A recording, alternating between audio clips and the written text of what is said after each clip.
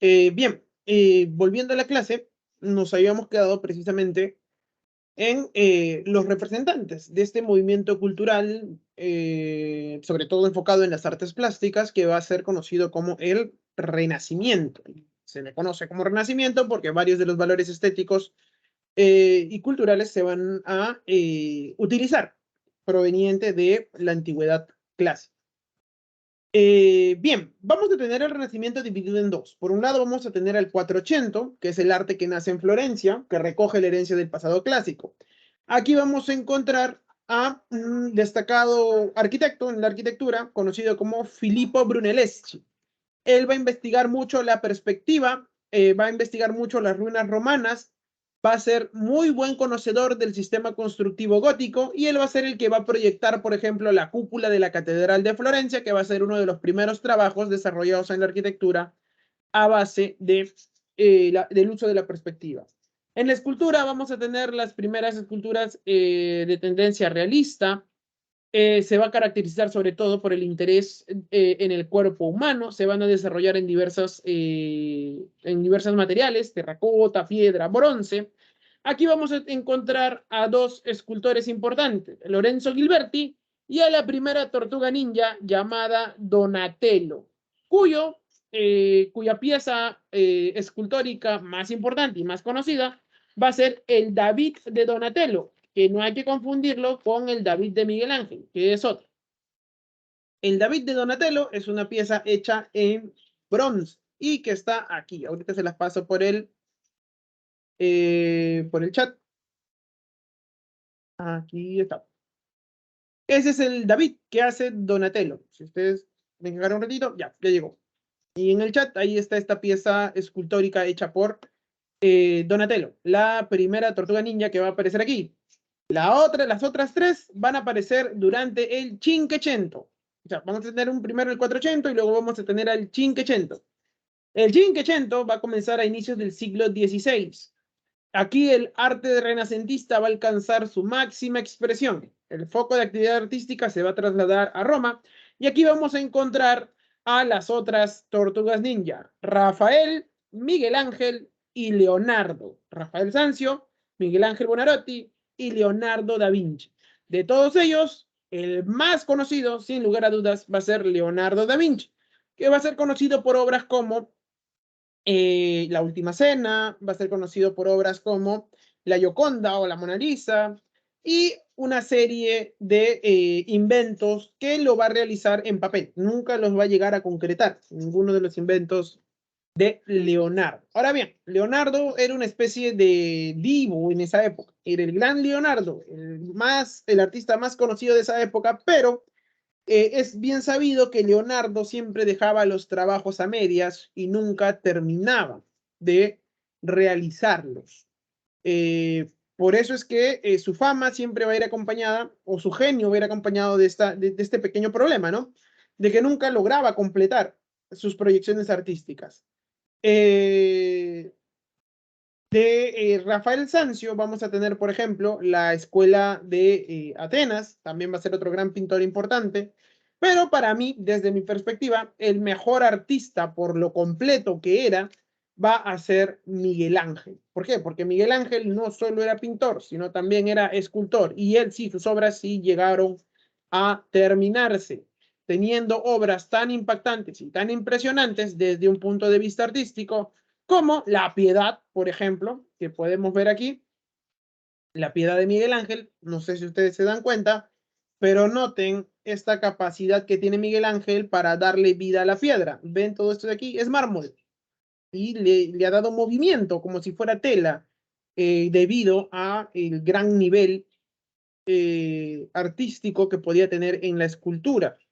Ahora, ni qué decir de las proporciones humanas representadas en el David, también hecho por Miguel Ángel, y una de sus obras más famosas va a ser la creación de Adán, que es la que está aquí. Esta es la creación, perdón, esta es la creación de Adán, otra de las obras icónicas del gran Miguel Ángel. Ahora, ¿por qué les digo las tortugas ninja? No sé si han visto ustedes las tortugas ninja, pero las tortugas ninja son cuatro. Rafael, Donatello, Miguel Ángel y Rafael, Donatello, Miguel Ángel, ¿cómo se llama el otro? Donatello. Y Leonardo. Son los cuatro. O sea, ¿por qué el creador de las Tortugas Ninja le pone esos nombres a las Tortugas Ninjas? Porque él era fanático del mundo italiano. Ya sabrán entonces por qué a las Tortugas Ninjas les gustaba tanto la pizza. Porque básicamente estas Tortugas Ninjas, o el nombre de estas Tortugas Ninjas de la serie y de las películas, se basan mucho en estos cuatro grandes artistas del mundo del Renacimiento. Pues bien, se produce entonces esta renovación artística dentro de las ciudades italianas. Los mecenas buscan tener bajo su control, bajo su liderazgo, bajo su corte, alguno de estos grandes pintores. ¿Por qué? Porque era sinónimo de fama y de prestigio que bajo tu tutela, es decir, que tú puedas costearte el pagar a uno de estos pintores para que embellezcan tu palacio, tu iglesia y tu ciudad. Pues bien, esto va a ser un problema. ¿Por qué? Porque en su afán de embellecer, por ejemplo, las iglesias romanas y demás, se van a empezar a invertir una gran cantidad de dinero. Recordarán ustedes que la iglesia también funcionó como una importante fuente de mecenazgos para todos estos pintores. En esta época de gran renovación cultural en el plano de las artes, la iglesia no se va a querer atrás. Y por eso es que va a iniciar una serie de remodelaciones y embellecimientos de sus principales edificios. De esta manera, entonces, el Papa León X va a tratar de culminar uno de los proyectos más importantes que él tenía para la culminación de la construcción de la Basílica de San Pedro. De esta manera, entonces, en un intento por tratar de juntar el dinero necesario para la culminación de estas importantes obras constructivas, va a proclamar lo que se conoce como la bula de indulgencias. La bula de indulgencias no es más que un intento del Papa de esa época, de León X, por recaudar la mayor cantidad de dinero posible. ¿Qué es la venta de indulgencias? Como ustedes sabrán, dentro de la tradición cristiana católica existe el infierno, el purgatorio y por último tenemos el paraíso. Como ustedes sabrán, si tú te arrepientes hacia el final de tu vida, de tus pecados y demás, no vas a directamente al infierno, probablemente vas al purgatorio, pero en el purgatorio pasas mucho tiempo culpando tus penas para recién poder pasar al paraíso. La venta de indulgencias fue una idea que se le ocurrió al Papa León X para que en vida tus familiares puedan pagar para que tu tiempo en el purgatorio sea reducido. Este pago era invertido ¿en qué? En la remodelación, reconstrucción y embellecimiento de, sobre todo, la Basílica de San Pedro, que estaba en el Vaticano. De esta manera, entonces, el Papa buscaba financiar este tipo de dinero. Esto va a generar un gran escándalo dentro de varios sectores del mundo cristianos, que van a ver que, evidentemente, las autoridades católicas representadas en el papado no están cumpliendo su rol, que era básicamente guiar a la Iglesia Católica con estos votos de pobreza y demás. Por eso es que se va a iniciar este proceso de reforma protestante hacia el siglo XVI. La reforma protestante va a ser el punto de partida para la división del mundo cristiano en Occidente. Ya habíamos tenido varios antecedentes que van a ser causa para que se detone precisamente este proceso de reforma. No nace de la noche a la mañana. Las ventas de indulgencias son solamente la cereza del pastel para un movimiento que ya se venía gestando, producto de la misma relajación moral de los representantes de la Iglesia Católica Cristiana, que se representaba en Roma. Primero, el humanismo, con su ácida crítica hacia la herencia tardomedieval y a la Iglesia cristiana católica, va a ser un principal punto de partida sobre el cual se van a basar los protestantes para realizar ya su ruptura abierta de el mundo cristiano católico. Si bien es cierto, los humanistas criticaban abiertamente la Iglesia católica, no buscaban separarse. Los protestantes sí van a dar un paso más y ya van a terminar por separarse definitivamente. En un primer momento no era la intención la separación, sino más bien renovar la institución católica cristiana, pero conforme se van a ir desarrollando los eventos y conforme vamos a ir viendo la negativa de varias instituciones de la Iglesia Católica de no reformar gran parte de sus principios, pues al final los protestantes se van a terminar separando. Era evidente que para esta época los líderes de la Iglesia Católica realizaban prácticas abiertamente corruptas. Una de ellas va a ser la venta de indulgencias, por ejemplo. Otra va a ser, por ejemplo, el excesivo nivel de riqueza que va a tener la Iglesia. ¿Por qué? Porque supuestamente era una institución que debía seguir los pasos de Cristo, dar obediencia a lo que dijo Cristo, seguir la pobreza de Cristo, y en lugar de eso la Iglesia había acumulado gran cantidad de poder y riqueza, logrando extender y tener rentas agrícolas en diferentes partes de Europa que evidentemente le redituaban una gran cantidad de ganancias. Ahora, vamos a encontrar también que varios gobernantes, varios soberanos van a encontrar en la reforma protestante la oportunidad para irle arrebatando poder y dinero a la iglesia. Sobre todo en las zonas alemanas, en donde vamos a tener múltiples principados que van a conformar lo que se va a conocer como el Sacro Imperio. Estos principados van a encontrar en la reforma protestante la oportunidad de arrebatarle, por un lado, estas grandes riquezas de la iglesia y secularizarlos, es decir, que estos bienes ya no formen parte de la institución religiosa, sino formen parte del Estado. Por eso es que va a haber reyes que van a seguir muy de cerca este proceso de reforma protestante, y uno de ellos incluso va a separar a toda su nación de la Iglesia Católica Cristiana, que va a ser el señor Enrique VIII.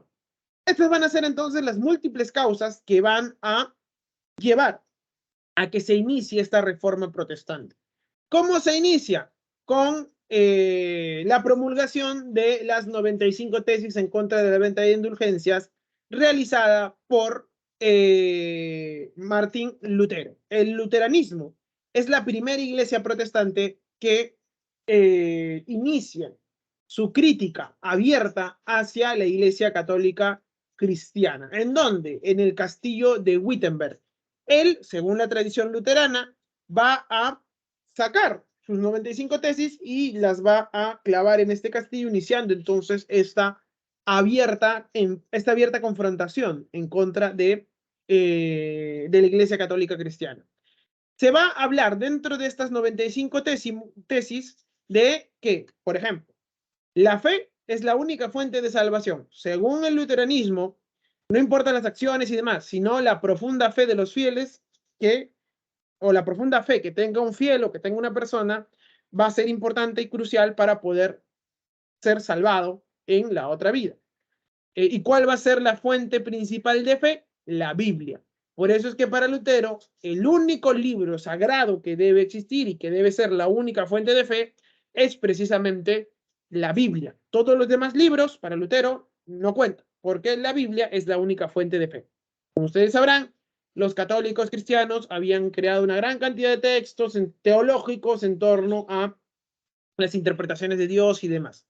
Para Lutero, los demás libros no, solo la Biblia. Y también van a proponer la libre interpretación de la Biblia. Y es que cada individuo que pueda leer la Biblia pueda sacar sus propias conclusiones sin la necesidad que haya alguien que se esté interpretando por él. Va a rechazar los 7 sacramentos de la iglesia y solo va a mantener al bautismo y a la comunión como sacramentos importantes dentro de esta propuesta luterana. Lutero vivía precisamente en una zona de Alemania. En esa época, lo que teníamos en Alemania eran varios principados independientes. No teníamos una Alemania unificada, ni siquiera Alemania existía para esta época. Estábamos hablando todavía de lo que se conoce como el Sacro Imperio Romano Germánico. Pues bien, este Sacro Imperio Romano Germánico estaba en esta época bajo el liderazgo del emperador Carlos V, que también es conocido como Carlos I de España. Carlos I de España o Carlos V de Alemania es la misma persona.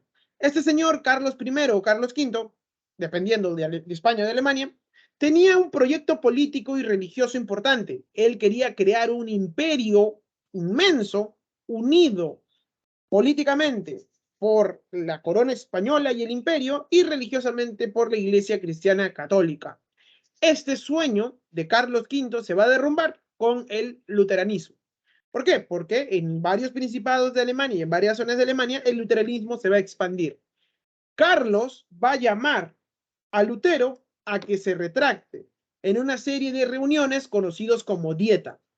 Sin embargo, este no se retracta. Y luego de la Dieta de Worms del 25 de mayo de 1521, Lutero excomulgado. Varios príncipes alemanes se van a reunir en otra reunión conocida como la Dieta de Augsburgo, y ahí se van a proclamar luteranos y van a decidir su separación final de la Iglesia cristiana católica. De esta manera, entonces, el luteranismo se separa definitivamente del catolicismo, iniciándose entonces las famosas guerras de religión, en donde vamos a tener a dos ligas, una liga protestante y otra liga cristiana católica, que se van a enfrentar por el control de los territorios y sobre todo para fundamentar su posición religiosa en torno a otro. Estas guerras van a culminar cuando se firme la paz de Augsburgo, en donde se establece precisamente que cada príncipe alemán va a tener la potestad de elegir la iglesia que quiere dentro de su territorio. De esta manera, entonces, culmina esta primera gran guerra de religión, que también se conoce como la paz de las religiones. El sueño imperial de Carlos V de crear un gran imperio católico en Europa, pues simplemente se ve derrumbado por el inicio de estas prédicas luteranas en Alemania. En Suiza vamos a tener la aparición del calvinismo, que va a ser iniciada por Juan Calvino, el cual va a promulgar en el año de 1536 su institución de la religión cristiana, con lo cual ya inicia su separación de la Iglesia Católica Romana. En esta va a proponer una separación entre la Iglesia y el Estado, con el predominio de la Iglesia sobre el Estado. Va a tratar de establecer un control de la vida pública y privada de los creyentes dentro del calvinismo. Va a reconocer a la única fuente de salvación, a la fe, y la única fuente de fe va a ser la Biblia. De esta manera va a señalar que la Biblia podía ser interpretada de forma libre. La innovación de Calvino va a ser el principio de la predestinación. ¿Qué es la predestinación según los calvinistas? Él va a señalar que solo un grupo de personas van a ser destinadas a ser salvadas. El éxito en los negocios, una vida austera y sobre todo el arduo trabajo va a ser sinónimo de esta predestinación. De esta manera, entonces, vamos a encontrar que el calvinismo se va a expandir por partes de Francia, Suiza, y va a ser esta nueva iglesia protestante que se va a terminar por separar de la iglesia católica cristiana. La otra iglesia protestante o la otra gran iglesia protestante que van a ser en Europa va a ser el anglicanismo, iniciada en Inglaterra, sobre todo impulsada por el rey Enrique VIII. ¿Qué sucedió? Verán, el rey Enrique VIII estaba casada con una infanta española que se llama Catalina de Aragón. Este matrimonio no había dado hijos varones, había dado solo una hija mujer, y obviamente el rey Enrique VIII estaba buscando precisamente tener un heredero varón. De esta manera, entonces, en un esfuerzo por tratar de encontrar un heredero varón, decide divorciarse de Catalina de Aragón. Decide anular o pide al Papa que le anulen el matrimonio a Enrique VIII, perdón. En un primer momento, Enrique VIII se opuso al proceso de reforma protestante. Sin embargo, la situación cambia cuando el Papa le niega el divorcio a Enrique VIII, ya que este matrimonio entre Enrique VIII y Catalina de Aragón era básicamente una fuerte alianza entre los reinos de España y el reino de Inglaterra. ¿Por qué? Porque hasta este momento el reino de Inglaterra con los reinos de España tenían una relación muy cordial. Recuerden que Catalina de Aragón era hija de los reyes católicos, Fernando e Isabel, perdón, que eran precisamente los que habían logrado expulsar a los moros de la península ibérica y los que luego habían impulsado, por ejemplo, que habían impulsado el proceso de exploración y conquista de América. Las relaciones hasta este punto entre España e Inglaterra eran de las más cordiales. Esto cambia cuando Enrique VIII se quiere separar de Catalina de Aragón. El Papa no le concede esta separación y por eso es que Enrique VIII decide crear su propia iglesia. En el año de 1534 se promulga el Acta de Supremacía. De esta manera, el rey pasaba a ser líder de la iglesia en Inglaterra, desconociendo la autoridad del Papa. Es el Parlamento inglés el que le concede precisamente este poder a Enrique VIII. De esta manera, Enrique VIII es reconocido como jefe de la iglesia anglicana y dentro de Inglaterra se va a generar una serie de problemas. ¿Problemas por qué? Problemas evidentemente de carácter religioso, porque va a haber grupos que se van a oponer a la ruptura entre Inglaterra y la Iglesia Católica. Enrique VIII termina divorciándose y se va a casar con Ana Bolena. Ana Bolena al final va a ser ejecutada. Pero de esa unión entre Enrique VIII y Ana Bolena van a ser una de las reinas más importantes de toda la historia en Inglaterra, que va a ser Isabel I. Esta reina va a consolidar el anglicanismo y va a terminar por cimentar las bases para el inicio de Inglaterra como una gran potencia a nivel internacional, porque para esta época Inglaterra era una potencia de segundo orden, eclipsada por España e incluso por Portugal. Es con Isabel II que se sientan las bases para el inicio del auge político y económico de Inglaterra. Pero bien, este es el anglicanismo, que se separa producto de la negativa del Papa de concederle el divorcio a Enrique VIII de Catalina de Aragón. Bien, la Iglesia Católica Romana no se va a quedar de brazos cruzados y va a iniciar un proceso que se va a conocer como la Contrarreforma del siglo XVI. Es un movimiento de autocorrección y renovación de la Iglesia Católica, sobre todo para frenar la expansión del protestantismo en Europa y también evitar la propagación del protestantismo en los nuevos territorios colonizados por España, ya que uno de los principales difusores y defensores del proceso de contrarreforma y sobre todo uno de los principales defensores de la Iglesia Católica Cristiana va a ser el Reino de España.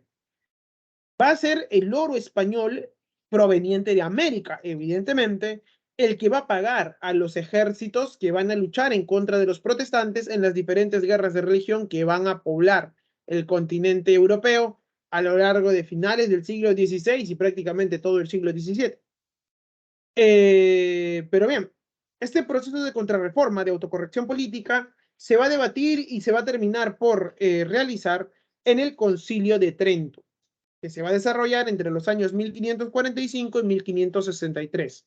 El Concilio de Trento va a ser importante porque va a cimentar y va a reforzar las bases de lo que va a ser la doctrina cristiana católica. Primero se reafirman todos los sacramentos. Todos, absolutamente todos, se reafirman como fuente importante de vida cristiana católica y de salvación. Es decir, si algún cristiano católico desea ser salvado, debe cumplir algunos de estos sacramentos obligatorios y otros opcionales como la orden sacerdotal y demás. Bien, de la misma manera, se reafirma, por ejemplo, elementos claves como la presencia real de Cristo en la Eucaristía. ¿Alguno de ustedes va a la iglesia o ha ido a la iglesia antes o es creyente y va a misa? No tanto he ido, profesor, pero sí he ido. Por ejemplo, yo antes, cuando era niño, mi mamá me llevaba a misa cada rato. Bueno, ahora ya no voy a una iglesia hace varios años porque evidentemente no, o sea, soy católico cristiano, pero no soy practicante. Como dije, no sé si en esta clase o en otra clase, pero prácticamente a mí me obligaron a recibir mis sacramentos cuando era más pequeño. Pero he llegado a recibir hasta, por ejemplo, la confirmación. Así que según la tradición cristiana católica, si yo me muero hoy día, me voy de frente al cielo, porque tengo todos mis sacramentos. Pero bien, ese no es el punto. El punto es la presencia real de Cristo en la Eucaristía. Según la tradición cristiana católica, cuando el sacerdote coge el pan y dice de la misma forma, tomó el pan y lo repartió entre sus discípulos diciendo, toman y coman todos de él, que esta es carne que será entregada para el perdón de los pecados. Ya, según en la tradición cristiana católica, cuando el Padre dice esto, Jesús se convierte en pan. Y cuando tú vas a comer el pan, te estás comiendo literalmente a Jesús, porque los cristianos católicos señalan que hay una presencia real de Cristo en el pan. Y lo mismo cuando dice, terminada la cena, tomó el cáliz y lo repartió entre sus discípulos diciendo, tomen y beban todos de él, que este es el cáliz de mi sangre que será entregada para el perdón de los pecados. Ya, cuando dice eso, según el rito cristiano católico, el vino se convierte en la sangre de Cristo y cuando el cura lo toma, literalmente, según la tradición cristiana católica, se está tomando la sangre de Cristo. Esto es a lo que nos referimos cuando hablamos de la presencia real de Cristo en la Eucaristía.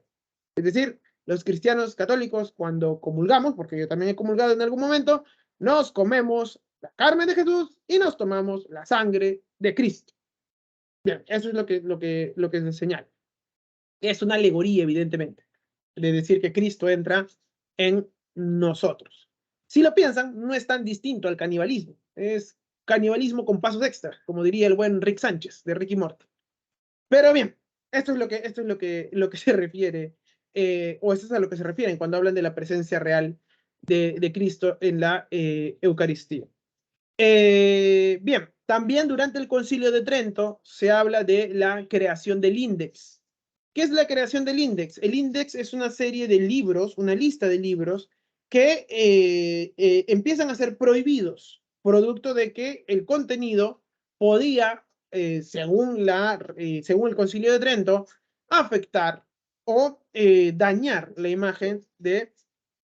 No, Rick Sánchez. No sé si han visto Ricky Morty. Hay un capítulo en donde dicen, bueno, no dicen canibalismo, dicen eso me parece, ¿cómo era? No recuerdo exactamente la palabra, pero dice eso me parece homosexualización con pasos extras, una cosa así. No sé si han visto Ricky Morty, la serie animada. Ya bueno, es una referencia. Pero en fin, volviendo al punto. Como les decía, ¿en qué me había quedado? En el índex. Son libros que supuestamente atentaban en contra de la doctrina católica romana. Por eso es que estaban dentro de esta lista. Por ejemplo, los libros de Newton durante buena parte del tiempo de esta época estuvieron dentro del índex. Por ejemplo, en el caso peruano, porque ya estamos hablando aquí de la existencia del virreinato, lo vamos a hablar la siguiente clase cuando hablamos del virreinato. En el caso peruano, por ejemplo, cuando se implementa el Tribunal del Santo Oficio, es decir, la Inquisición, trae también aquí el índex y se revisaban los libros que entraban y que provenían desde Europa para evitar que libros protestantes o que alteren la doctrina católica oficial pudieran ingresar al virreinato. Precisamente, durante el Concilio de Trento se crea el Santo Oficio. Bueno, eso no viene al caso, ya otro día lo comentaré, compañero Tony. Pero bien, el Tribunal del Santo Oficio es una institución que se crea para frenar precisamente la reforma protestante. El Tribunal del Santo Oficio buscaba evitar que el protestantismo crezca y se expanda por diferentes partes de Europa y también de América. Por ejemplo, aquí en el Perú, lo que se buscó con la implementación del Santo Oficio no era tanto perseguir la idolatría o la brujería, sino más bien la herejía. El Tribunal del Santo Oficio tiene mala fama. Hoy sabemos que la mala fama del Tribunal del Santo Oficio no es tanto por su accionar real, sino más bien por la propaganda política que van a exacerbar a holandeses e ingleses. ¿Por qué holandeses e ingleses tenían tanto interés en hacerle mala fama al Santo Oficio? Porque evidentemente, en el caso de los holandeses, buscaban independizarse de España. Y España era identificada como uno de las naciones más católicas y por ende de mayor impulsor del Tribunal del Santo Oficio. Entonces, personajes como Guillermo de Orange, por ejemplo, se dedicaban a criticar y a dar una serie de información inexacta en torno al Tribunal del Santo Oficio. Ojo, el Tribunal del Santo Oficio perseguía la herejía. El Tribunal del Santo Oficio consideraba a la brujería y a la idolatría como algo de gente inculta y por lo tanto no era facultad del Santo Oficio perseguir ese tipo de cosas. O sea, por ejemplo, historias como mujeres brujas o chamanes o este tipo de cosas no era de interés del Santo Oficio. Lo que sí buscaba el Santo Oficio era eliminar la herejía, que es una cosa distinta.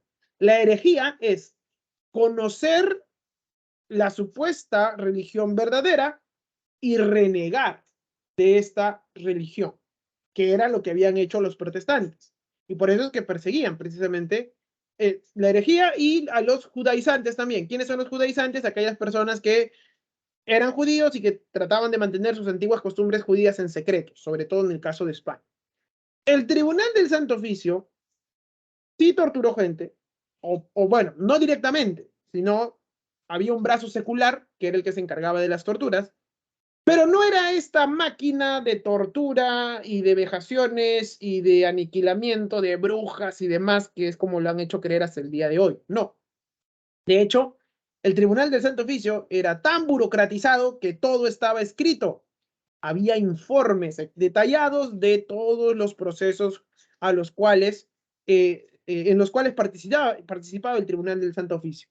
De hecho, se sabe en la actualidad que había gente que prefería que el Santo Oficio lo juzgara en vez de la justicia ordinaria. ¿Por qué? Porque el Tribunal del Santo Oficio ofrecía mayores garantías procesales que la justicia ordinaria. Por eso es que muchos preferían que la Santa Inquisición los juzgue y los procese en vez de la justicia común. Los mismos inquisidores señalaban que la tortura no era un método fiable ni exacto para poder encontrar algún tipo de verdad en el proceso que se seguía el Tribunal del Santo Oficio. El Tribunal del Santo Oficio no va a matar la gran cantidad de gente a la que se le atribuye. De hecho, todos los autos de fe que se realizaron a lo largo de la existencia del Santo Oficio no pasan del centenar. O sea, la cantidad de personas que quemaron no pasan del centenar. ¿Por qué? Y todo está registrado. O bueno, todo está registrado. Por lo menos aquí en el Perú no pasan del centenar. Todo está registrado porque ellos registraban precisamente todas sus actividades. ¿Saben quiénes sí mataban brujas y hechiceros y este tipo de cosas? Los protestantes. Los protestantes, ellos sí creían en la existencia de brujas, creían en la existencia de los hechiceros y por eso perseguían y mataban a este tipo de personas. El Santo Oficio no, el Santo Oficio consideraba que esto era cosa de gente ignorante e inculta y que no merecía la pérdida de su tiempo. Por ejemplo, como la cacería de las brujas de Salem y todo lo que hemos visto ya, eso es hecho por iglesias protestantes, no por la iglesia católica. Porque vuelvo a repetir, el Santo Oficio consideraba que eso era cosa del vulgo y que no valía la pena seguir investigando. El caso del nativo americano, por ejemplo, en el caso del nativo peruano, que era idólatra, quiere decir que adoraba imágenes y demás. Cuando aparecía algún caso de idolatría, la Inquisición decía, bueno, eso es porque el indio es, según desde la perspectiva española en esa época, el indio es menor de edad, que debe ser educado y demás, y eso es producto de la ignorancia. Por eso es que la idolatría no era perseguida, en muchos casos, por la Inquisición. Cosa distinta a la herejía. La herejía sí, la herejía la perseguían y la castigaban, pero la idolatría o la brujería y esas cosas, no tanto. Bien, durante este proceso de la contrarreforma, vamos a tener la creación de una de las órdenes religiosas más importantes de la historia e incluso de la historia del Perú también. ¿Por qué? Porque ellos van a llegar aquí y se van a convertir en educadores de la élite criolla peruana, pero también de la élite indígena. porque van a tener precisamente esta facultad o esta vocación de enseñar en torno a la doctrina católica, al Concilio de Trento. ¿Cuál va a ser? La Compañía de Jesús, llamada también la Hermandad de Hermanos Jesuitas o la Orden de los Jesuitas, fundada por Ignacio de Loyola, un antiguo militar. Y de ahí viene el nombre de compañía. O sea, lo de compañía quiere decir, o es una alegoría a una unidad militar. Este antiguo soldado, Ignacio de Loyola, cae herido en la batalla de Pamplona. Mientras se está recuperando, va a leer la historia de Francisco de Asís y de varios santos y demás, y ahí va a tener la necesidad de iniciar precisamente una defensa del cristianismo, y va a fundar la Compañía de Jesús o la Orden de los Hermanos Jesuitas. Los jesuitas van a tener una gran afinidad con el Papa. Su lealtad va a estar con el Papa y van a buscar o van a tener como objetivo restablecer la autoridad pontificia. Esto a la larga les va a traer problemas. ¿Por qué? Porque como vamos a ver, sobre todo cuando hablemos de las reformas borbónicas, me parece la siguiente clase, los jesuitas van a tener más lealtad al Papa que a los reyes que nacen durante la formación de los estados modernos. Y esto va a terminar por explotar cuando, por ejemplo, el rey de España en el siglo XVIII, Carlos III, expulse a los jesuitas de todos sus territorios.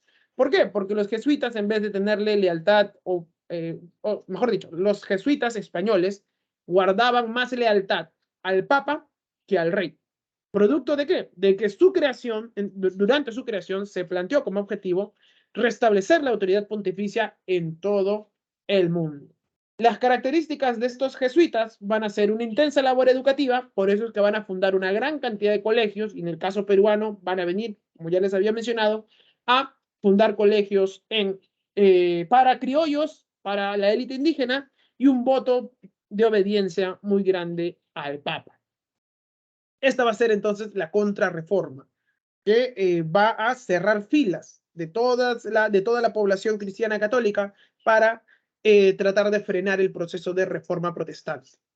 Mientras esto se está desarrollando, a la par vamos a tener la expansión europea. Es decir, mientras se está desarrollando el humanismo, el renacimiento, la reforma y la contrarreforma, a la par Europa se está expandiendo al mundo en una primera etapa de expansión.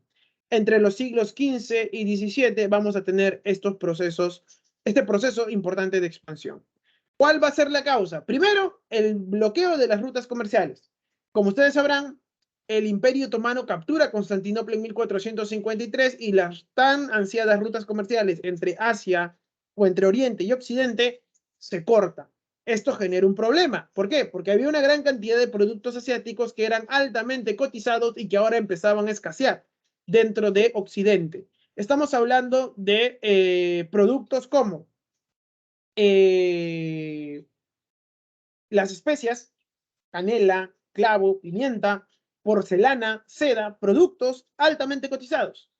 No tanto el mar Mediterráneo, compañeros. Si podemos ver en el mapa, aquí está la ciudad de Estambul, que antes era conocida como Constantinopla. Las rutas comerciales venían desde Oriente, pasaban por Estambul, y Estambul precisamente, o la ciudad de Constantinopla en su momento, era el eje a través del cual estas rutas o estos productos podían pasar, llegando hasta ciudades italianas y luego se introducían a todo Occidente. Pero ahora hay un problema. ¿Cuál es el problema? Constantinopla ha caído en manos turcas. Por lo tanto, los turcos, que si bien es cierto, trataron de mantener el comercio, solo permitían a ciertos grupos de comerciantes el tránsito a través de estas rutas comerciales. Por lo tanto, productos de Oriente se ven evidentemente impedidos de pasar de forma tan fluida hacia Occidente después de la caída de Constantinopla. Por eso es que en Europa van a tratar de encontrar rutas alternativas para poder obtener estos cotizados productos que vienen desde el continente asiático. Además, como en gran parte, como bien señala el compañero Tony, gran parte del Mediterráneo va a caer bajo el control de los turcos, haciendo que el comercio sea evidentemente mucho más complicado de realizar. Por lo tanto, se va a tratar de encontrar nuevas rutas comerciales, reorientando el lugar para poder, obtener productos provenientes de la India o de China. De todos los reinos europeos que van a empezar a desestructuralizarse durante esta época, solo dos van a contar con la suficiente capacidad económica y política para iniciar un proceso de búsqueda de nuevas rutas comerciales. ¿Cuáles van a ser estos dos?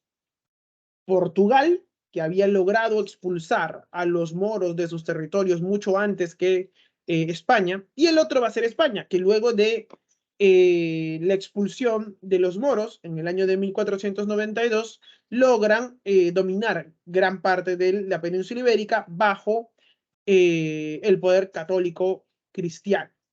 Estamos hablando de Fernando e Isabel, los reyes católicos, la reina Isabel de Castilla y Fernando de Aragón. Castilla y Aragón eran los reinos más importantes que logran precisamente unificar sus territorios. De esta manera, entonces, se inicia este proceso de unificación español. Portugal y España entonces tenían el dinero y el poder como para iniciar la búsqueda de nuevas rutas comerciales. ¿Por qué? Los demás países o las demás regiones de Europa están tratando de sobrevivir al colapso que significó el fin de la Edad Media. De la misma manera,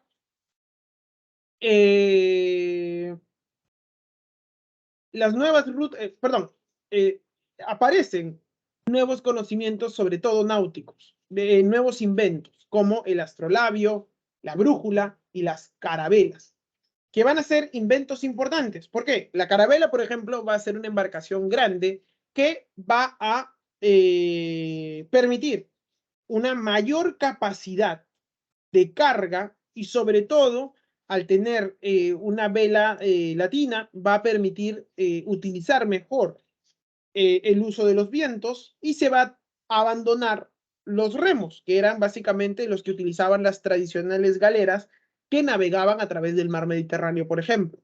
La carabela va a permitir entonces realizar viajes mucho más largos, mucho más extensos, y de esta manera poder encontrar nuevas rutas comerciales hacia la India. Los portugueses van a iniciar con con Bartolomé Díaz, que en el año de 1486 va a lograr llegar hasta el sur de África, logrando encontrar un paso seguro a través del Cabo de las Tormentas, bordeando precisamente todo el continente africano. En 1498, Vasco da Gama va a ser el primero en llegar a Calicut, en la India, y de esta manera se logra establecer una primera gran ruta comercial segura entre Occidente y Oriente. De esta manera, los portugueses se convierten en los primeros en cerrar este comercio. En 1500, Pedro Álvarez de Cabral va a ser el que logra llegar a Brasil y reclama todo este territorio para Portugal. En el año de 1492, el mismo año en que se logra tomar Granada, el último reino moro en España, llega a la corte castellana Cristóbal Colón. Ojo, cuando hablo de España, para esta época todavía no estoy hablando de una España unificada. ¿Por qué? Tenemos dos reinos, Castilla y Aragón. Castilla y Aragón, a pesar de que los soberanos se han casado, no tenían sus instituciones totalmente unificadas.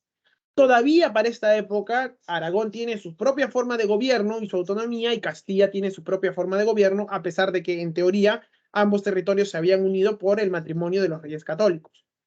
No obstante, luego ya con la llegada sobre todo de Carlos I, ahí sí ya vamos a tener una mayor unificación e interacción de todo el territorio. Sin embargo, para esta época llega Colón a la corona de Castilla y el proyecto de financiación de los viajes de Colón nacen por una iniciativa netamente castellana. Por eso es que la reina Isabel va a financiar y apoyar el proyecto de Colón. En el año de 1492, entonces, Colón sale desde el puerto de Palos y llega precisamente a las Islas Antillanas. Colón hizo 4 viajes más, que los vamos a ver a mayor detalle en la siguiente clase, me parece, pero Colón nunca supo que había llegado a un nuevo continente. Sin embargo, los viajes de Colón le van a permitir a los españoles poder encontrar estos nuevos territorios y reclamar precisamente gran parte del continente americano para la corona española. Las más grandes conquistas españolas se van a dar durante el reinado de Carlos I y la extensión más grande del imperio español se va a dar durante el reinado de Felipe II. No, compañero, verá. Colón llega en 1492, que si bien es cierto, Colón es italiano, va a venir con una gran cantidad de españoles y sobre todo financiado por la corona de Castilla. Por eso es que dentro del acuerdo se señala que todos los territorios nuevos van a ser a nombre de la corona de Castilla, porque todavía no se habla de una España unificada. Los portugueses llegan recién en el año de 1500. Bien. ¿Alguien tenía una pregunta o quería participar? Por ahí vi una mano alzada. ¿Algo que no se haya entendido? Recuerden que pueden utilizar el micro o hacer su pregunta a través del chat. O sea, recapitulando. Los portugueses inician el viaje hacia la India tratando de, bordeando África. Logran realizar una ruta comercial válida hacia finales del siglo XV, y justo en el año de 1500 Pedro Álvarez de Cabral llega a Brasil. Pero los españoles, para ser más exactos, los castellanos, liderados por Colón, llegan a América, aunque Colón nunca supo que había llegado a un nuevo continente en el año de 1492. Los primeros en llegar, evidentemente, son los castellanos, liderados por Colón. Luego ya cuando se unifican estos territorios y se integran mucho más, ya van a ser llamados españoles en general. Pero en un primer momento eran los castellanos, porque cuando se hace el acuerdo, la capitulación de Santa Fe, cuando se hace esta capitulación, por ejemplo, se pone en específico que los territorios conquistados van a ser a nombre de Castilla, porque Castilla es la que impulsa estos viajes. Bien, recuerden, en un primer momento, el objetivo de Colón no era conquistar nuevos territorios, no era ni siquiera encontrar oro ni nada. El objetivo de Colón era encontrar una ruta comercial viable hacia Oriente. Ahora, esto de que la Tierra es redonda no es una novedad que hace Colón. Lo de la Tierra, exacto, el objetivo de Colón era llegar a la India, no a América. ¿Por qué? Colón ni siquiera sabía que existía América. De hecho, Colón va a morir sin saber que este territorio es un nuevo continente. Porque para Colón, estos territorios que va a ir encontrando, según Colón, desde su perspectiva, era algún lugar de Asia. O sea, él creía que había llegado a algún lugar de Asia, pero no va a saber que no era Asia, era América. Los que sí se van a dar cuenta que es un nuevo continente van a ser los viajeros menores, que son viajeros que siguen a Colón y que ellos dicen, un momentito, esto no es Asia, esto no es la India, no estamos en algún lugar cerca de Japón o la China, esto es un nuevo continente, un nuevo territorio no explorado, y por eso es que se va a conocer como el Nuevo Mundo. Por eso es que los españoles, y ahí se cumple el meme de vine por cobre y conseguí oro. ¿Por qué? Porque lo que querían encontrar Colón y compañía en un primer momento eran cosas como canela, clavo, pimienta y este tipo de cosas. Pero lo que terminaron encontrando los españoles fueron poderosos imperios que terminan siendo conquistados llenos de oro y plata, como van a ser el imperio mexica y el imperio del Tahuantinsuyo. De eso vamos a hablar la siguiente clase. ¿Por qué? Porque Colón ni enterado de que en algún momento llegó a un nuevo continente. Bien, consecuencias. No, lo que pasa, compañero Daniel, es que en esa época, por ejemplo, o sea, Colón llega con el proyecto Castilla y dice lo siguiente: la Tierra es redonda. Esto de que la Tierra es redonda se sabía desde la antigüedad. Desde la antigüedad, en la Edad Media, se sabía que la Tierra era redonda. Colón simplemente llega a esta lógica. Si la Tierra es redonda, entonces yo puedo viajar desde la península ibérica hacia Oriente, pero navegando por Occidente. Es decir, si yo voy por Occidente y como la Tierra es redonda, simplemente voy a dar una vuelta y voy a llegar efectivamente a la India. Y de esta manera voy a poder alcanzar las tan ansiadas especias, las tan ansiadas productos que eran altamente cotizados y que ya no se podían comprar producto de la caída de Constantinopla y el bloqueo del Mediterráneo. Este era el objetivo de Colón. ¿Por qué? Porque para Colón, navegar hacia Occidente te iba a llevar a Oriente, siguiendo la lógica de que la Tierra era redonda. Ahora, lo que nunca habían hecho, porque no había la tecnología en ese momento, era realizar un viaje a mar abierto. O sea, sí, podían llegar a Asia, efectivamente, pero no se sabía qué había en ese mar, porque no había habido gente que haya hecho ese viaje y haya vuelto para decir, oye, aquí hay algún territorio. En ese tiempo no se sabía la existencia de América. Nadie sabía la existencia de América. Por eso es que se conoce como el Nuevo Mundo, porque nadie pensaba siquiera que un continente aparte pudiera existir, aparte del asiático, el africano y el europeo, que eran los tres continentes pegados, porque si ustedes se dan cuenta, África, Europa y Asia están precisamente conectados, o sea, se puede ir por tierra a través de todos estos continentes. Nadie pensaba ni por asomo que otro continente y tan grande como el americano podía existir. Y por eso es que no estaba en los mapas, porque simplemente, bueno, no estaba en los mapas europeos. ¿Por qué? Porque simplemente nunca lo habían encontrado. Los europeos nunca lo habían visto. Y viceversa, los americanos nunca habían visto población europea. ¿Por qué? Porque habían estado separados. ¿Desde cuándo? Desde el fin de la glaciación de Wisconsin. Por eso es que América tiene un desarrollo independiente y Asia, África y Europa tienen un desarrollo cada vez más integrado. Por eso se habla de una interacción. O sea, esta etapa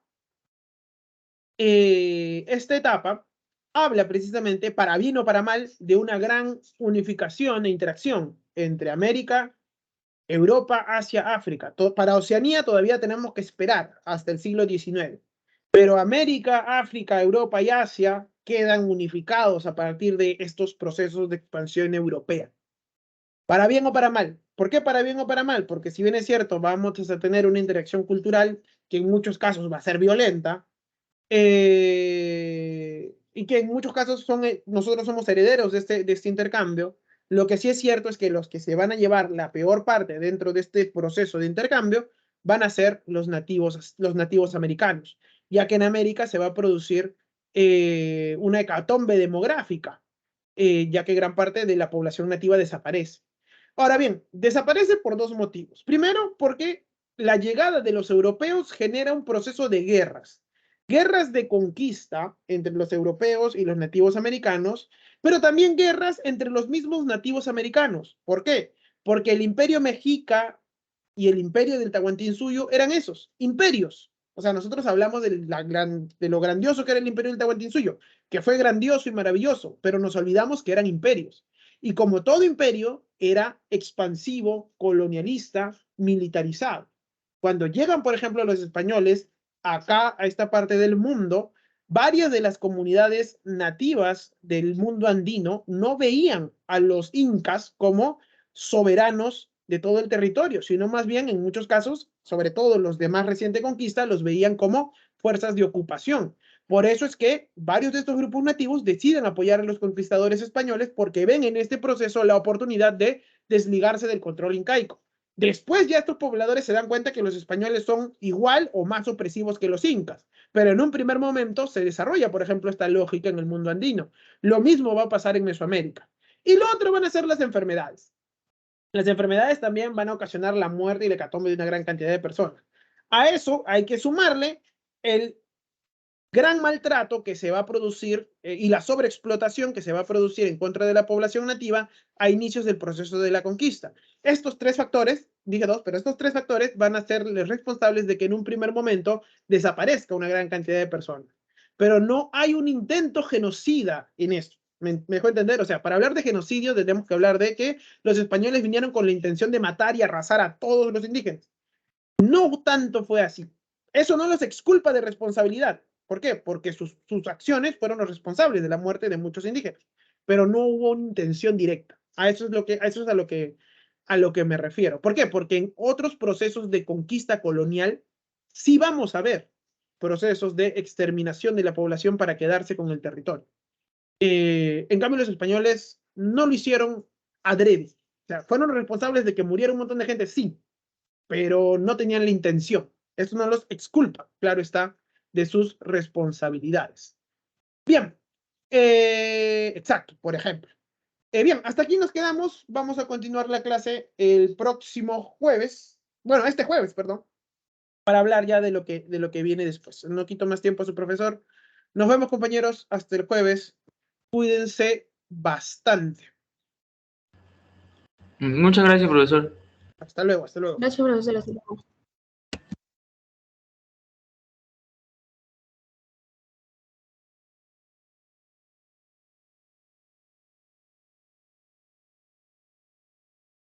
No sé cómo va a ser el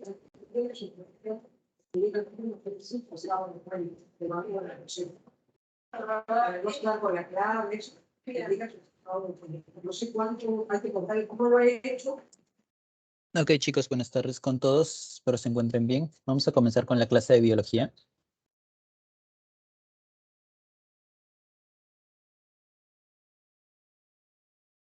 Ok, está todo ok.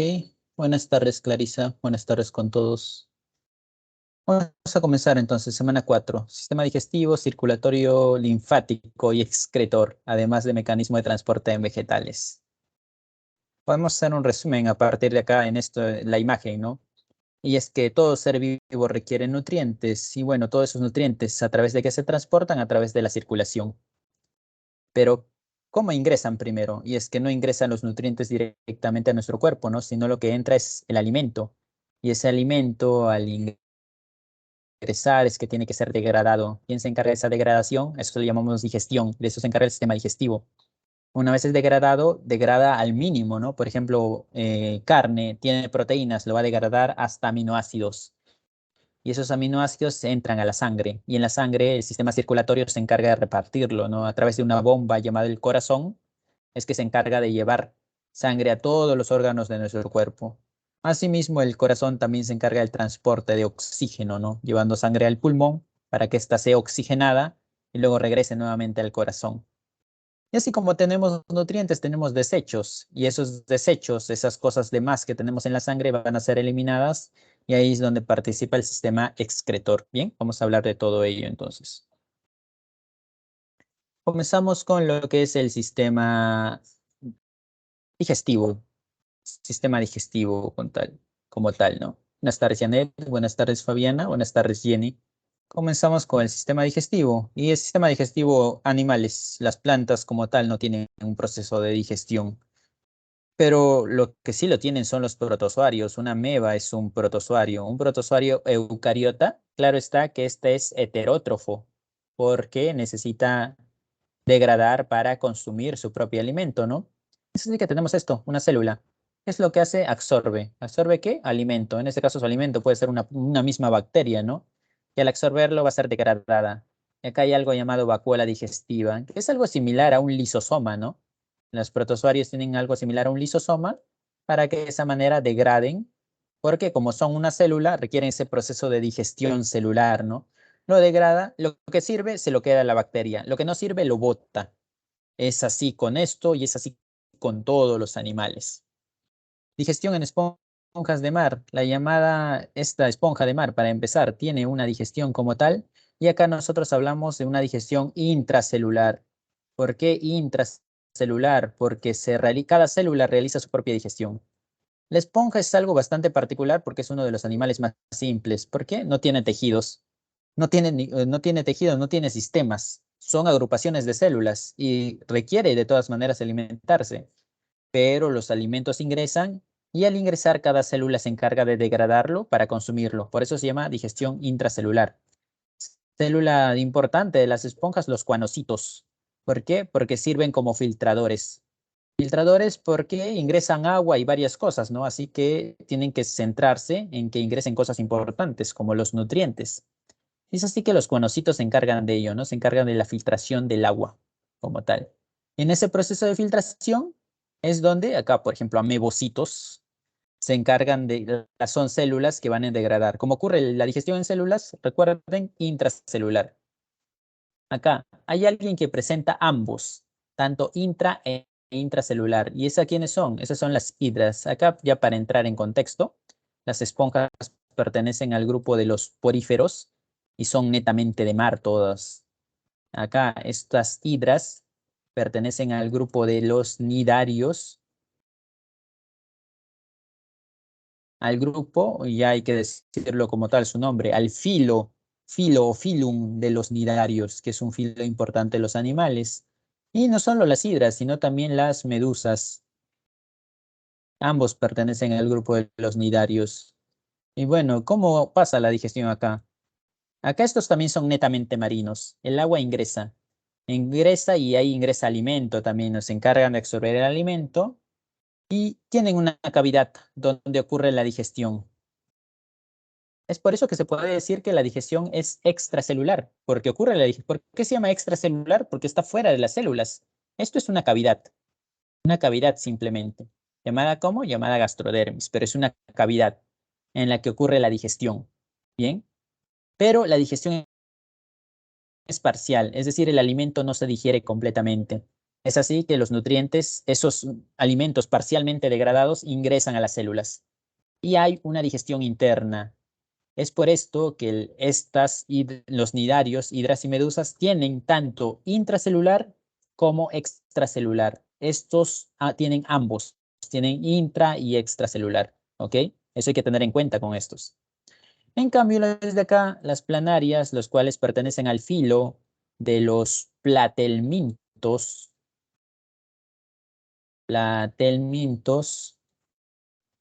estos tienen una digestión extracelular, ¿no? Extracelular como tal, porque tienen una cavidad, estos ya tienen intestinos en donde degradan los alimentos. Algo que decir también de los platelmintos, que acá la digestión intracelular, extracelular, podemos dividirlo en otro tipo, en completa e incompleta. Los platelmintos, las planarias, se caracterizan por tener una digestión incompleta. ¿Y qué significa incompleta?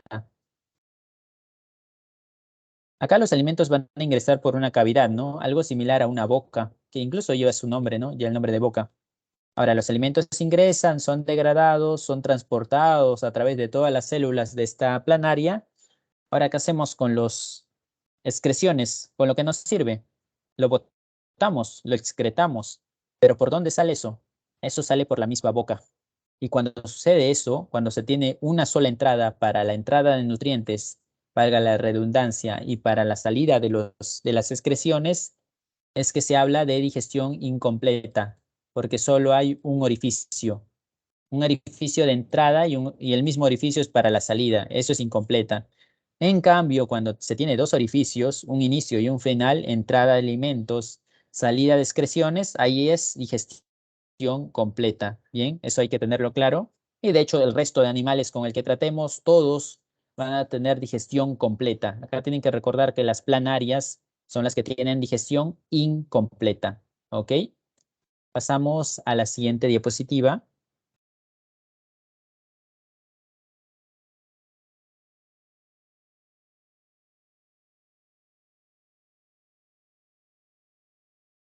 Los de acá son netamente digestión extracelular todos y digestión completa también. Y son más complejos, ¿no? Y acá se darán con la generalidad de que iremos siempre de lo simple a lo complejo. Y acá tenemos, ¿qué cosa? Tenemos una lombriz de tierra que pertenece al filum de los anélidos, ¿no? Filum de los anélidos. Y acá vemos digestión completa, ¿por qué? Porque tiene una boca, ingresa de alimentos, y tiene un ano, salida de excreciones. faringe, buche, molleja, intestinos, donde va a ocurrir la digestión. Esófago es un conducto, ¿no? La faringe también conducto. Pero ¿cuál es la diferencia entre buche y molleja como tal? Bueno, el buche sirve para de almacén. Uy, de almacén. El buche sirve de almacén como tal. ¿Qué significa de almacén? Y es que los alimentos, todo lo que consumen, no es que todo vaya a irse directamente a ser digerido. Por ahí hay algunos alimentos que tienen que ser almacenados y así poco a poco se digiere, ¿no? Es por eso que el buche sirve para almacenar alimentos hasta que sean degradados. Y eso lo van a tener a las aves y otros animales también. En el caso de la molleja como tal, en la molleja acá nosotros tenemos que hacer un paréntesis también, y es que se habla de tipos de estómago mecánico o digestión mecánica, perdón, y digestión química. La molleja se caracteriza por la llamada digestión mecánica. Poner digestión mecánica. ¿Qué significa digestión mecánica? Digestión mecánica es triturar a los alimentos, no romper mediante fuerzas físicas a los alimentos. Eso es digestión mecánica. Y en cambio, otrora, digestión química es cortar, degradar. ¿Por qué? ¿Cómo degradas alimentos? Enzimas, usando químicos, en este caso enzimas, ¿no? Usas enzimas. Por ejemplo, nuestro estómago, que es digestión mecánica o química, es digestión química, porque tiene enzimas para degradar alimentos, ¿no? Y los dientes, ¿qué son? Nuestros dientes es digestión mecánica, porque mediante fuerza trituran a los alimentos. En este caso, la molleja está asociada a digestión mecánica y hay que mencionarlo porque vamos a encontrar en varias partes, ¿no? El término molleja. Eso es la lombriz de tierra, entonces. Digestión en caracol. Y bueno, en los moluscos, y eso pertenece al tipo de los moluscos, ¿no? Y acá, un paréntesis, encontramos esto de acá, rádula. ¿Qué es una rádula? Es como una lengua, en realidad. La rádula es como una lengua con dientes. Uy, con dientes.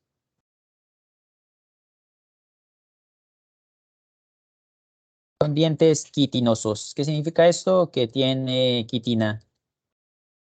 Quitinosos. Esa es la rádula. Es algo característico de los caracoles y de los moluscos en total, ¿no? Los moluscos tienen una rádula y que sirven para triturar a los alimentos, ¿no? Son dientes, así que van a triturar alimentos. Pasa por el esófago, pasa por el buche, ya sabemos, sirve para almacenar y poco a poco sean degradados, ¿dónde? En el estómago, ¿no? El término estómago está netamente relacionado a lo que es a la digestión química. Y es así que muchas veces le verán el término estómago, bueno, es digestión química, incluso cuando hablemos de rumiantes, verdadero estómago, ¿por qué se le llama uno de ellos? Porque se realiza la digestión química. Así que estómago a digestión química. Ya sabemos enzimas, ¿no? Hepatopáncreas. ¿Qué es hepatopáncreas? Y es como la combinación de hepato, hígado y páncreas, ¿no? Que son glándulas anexas importantes y que sirven y ayudan en la digestión. Lo veremos con más claridad cuando hablemos de digestión humana. Pero bueno, los caracoles ya tienen un hepatopáncreas como tal. En lo que se refiere a insectos, ya tenemos casi su totalidad. Intestinos, ciegos gástricos. Ciegos son como intestinos en realidad. Ciegos gástricos se refieren a intestinos. Claro que acá lo divide aparte, ¿no? Intestino anterior, medio, posterior, dependiendo de la posición. Y vemos que ya cuenta, ¿no? Con una molleja que sabemos cuál es su función y con un estómago aparte, ¿no? Que ya sabemos cuál es la diferencia. Molleja, digestión mecánica, estómago, digestión química. Ambos ayudan en ese proceso. Equinodermos, acá tenemos una estrella de mar. Acá cuenta con glándulas digestivas. Es como que acá se simplifica por la forma que tienen, ¿no? Los equinodermos son netamente marinos, como la estrella de mar, pero acá vale la pena mencionar, perdón, a otro que se llama erizo de mar. Erizo de mar. Y es que el erizo de mar va a tener un órgano bastante curioso llamado linterna de Aristóteles. Linterna de Aristóteles. Y es que son clásicas las preguntas, ¿no? Sobre todo de verdadero y falso, en las que te pueden preguntar a quién se atribuye la linterna de Aristóteles. Bueno, es al erizo de mar, netamente al erizo de mar. ¿Y qué son esto? Estos son dientes. Son dientes. Es algo similar a la rádula, ¿no? Sirve para triturar alimento y de esa manera poder digerirlo más fácilmente. Bien. Esto es entonces acerca de invertebrados. Si hasta ahí está todo ok, pasamos a la siguiente diapositiva.